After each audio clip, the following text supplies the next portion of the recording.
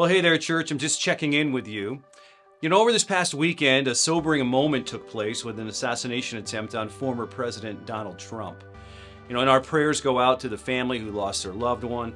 We're praying for actually all those who were there, who were affected by this, from the Trump family all the way down to the last person, and then for our whole nation as a whole.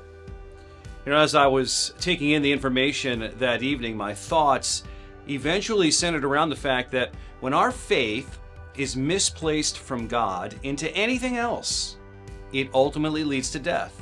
In this case, even our political system.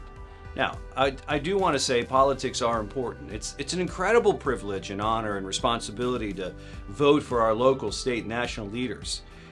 Leadership and ideas do matter.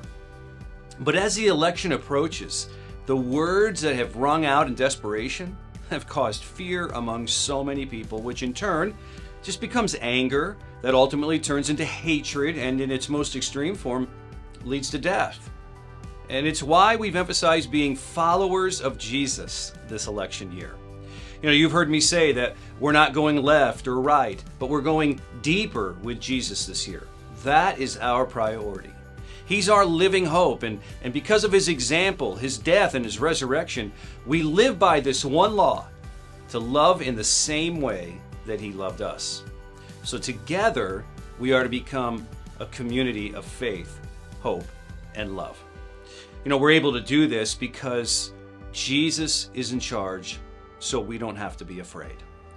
Sometimes we do become anxious and wonder because we can't physically see him. But just because he's not physically seen doesn't mean that he's not here and that he's not working.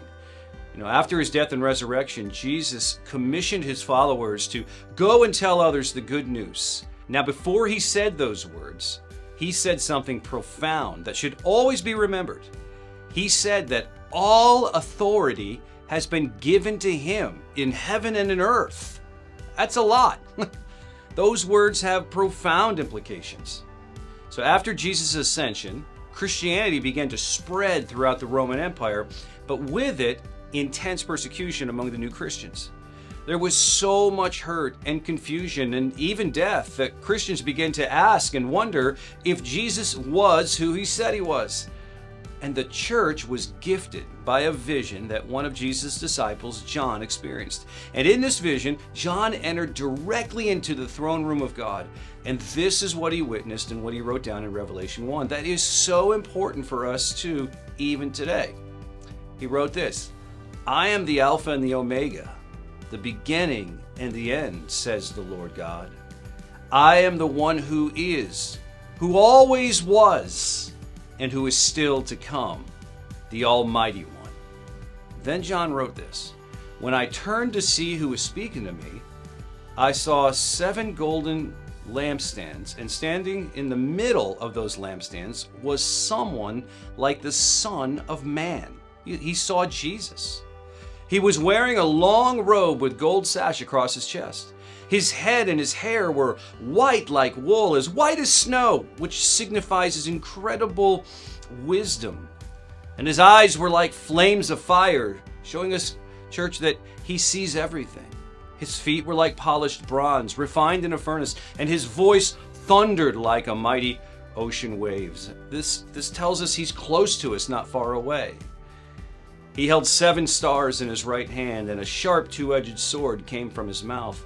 And his face was like the sun in all of its brilliance. And when I saw him, I fell at his feet as though I were dead. But this is Jesus. He laid his right hand on me, and he said, "Don't be afraid. I am the first and the last. I am the living one. I died, but look, I'm alive forever and ever." One day Jesus will be coming back to make all things right. And until then, he's transforming us and he's redeeming the world. So it's up to each of us for others to see Jesus in us, our friends, our neighbors, and our children.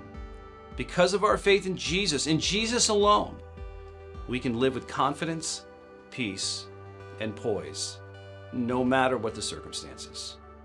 And so that's my prayer for you today. God bless you.